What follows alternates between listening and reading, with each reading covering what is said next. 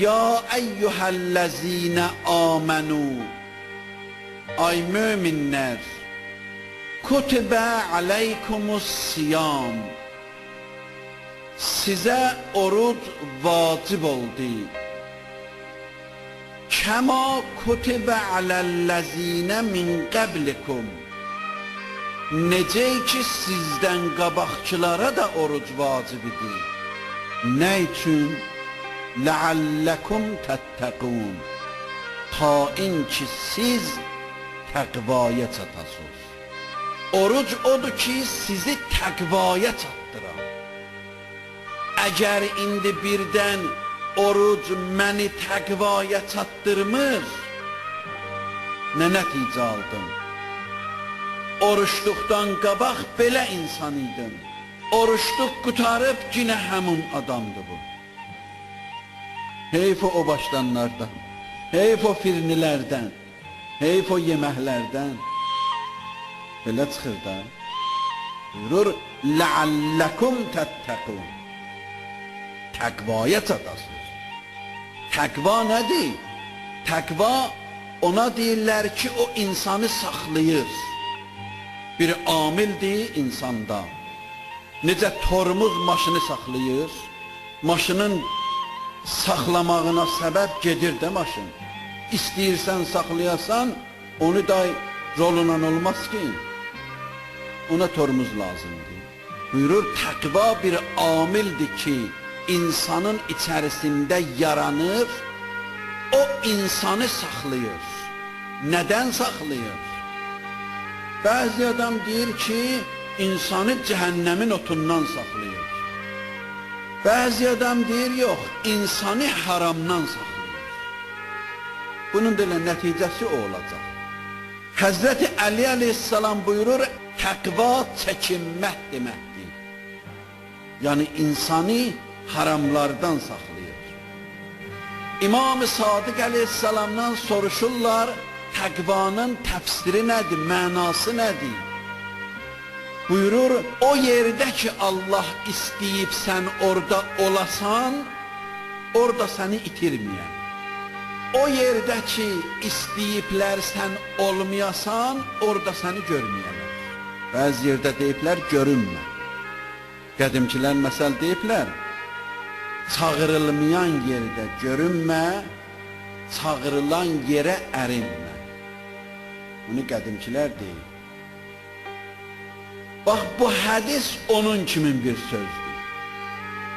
O yerə ki Allah səni dəvət eləyib orada olasan, orada görələr səni. Görələr oradasan.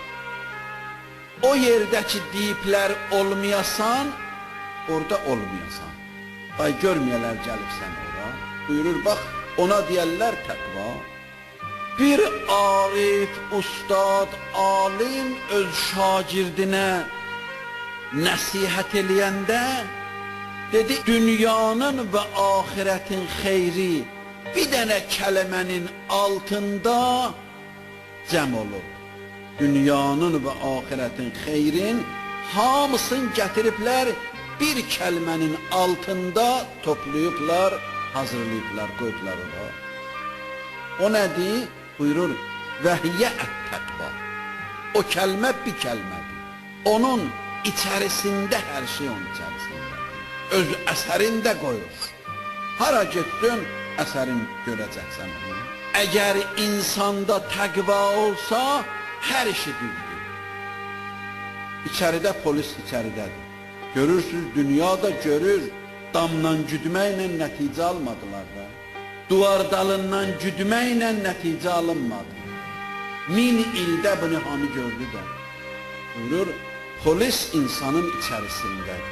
İnsanın daxilində olan polisin adı təqva. İnsanı qoruyur. Həzrəti Yusifi polis qorudu, amma içəridəki polis idi. İçəridə polis, Züleyxa xanım hər şəraiti düzəltmişdi. Hər şəraiti düzəltmişdi. Amma Yusifin içərisinə əl apara bilmir. Yeganə amil ki Yusifi orada saxlaya bildi, o təqva idi. O da polisdir. Amma o polisin adı təqva. O insanı xəlvətdə də saxlamağa onun gücü var. Xəlvətdə saxlaya bilir. Və bu olandan sonra buyurur hər şey düzdür və ona nəzarət lazımdır. Nəzarət lazımdır. Əgər oruçdan bu nəticəni aldın, onda o qəlxan kimi saxlayacaq. Peyğəmbər buyurur, qəlxan necə insanı zərbələrdən saxlayar, Həzrət buyurur, oruc insanı cəhənnəmin otundan o cür saxlayar. Qiyamət günü müminin qəlxanıdır. Necə dünyada sizin qəlxan, silah sizi xətərlərdən, təhlükələrdən saxlayır, qiyamətin günündə oruc o cür saxlayacaq. Amma Həzrət buyurur ki, orucun əgər oruc olsa, əgər oruc olsa saxlayacaq. Əgər oruc o təqvanə nəticələnsə saxlayacaq. Allah eləməsin ki, bizim oruçlarımız ancaq ac qalmaqla qutarar. Səhərdən axşama ac qalar.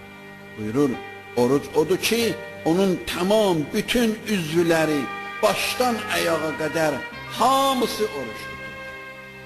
Gözü də oruç tutur, qulağı da oruç tutur, dili də oruç tutur, qarnı da oruç tutur, ayaqları da oruç tutur. Hamısı oruc. Həm bədənin orucu, həm üzvlərin, həm qəlbin orucu, o çox çətin bir şeydir. Onun deməyi də çətindir, əməl eləməyi də çətindir. Əssəlamu aləl-Hüseyn və alə Ali ibn-el-Hüseyn və alə əvladil-Hüseyn və alə əshab-el-Hüseyn.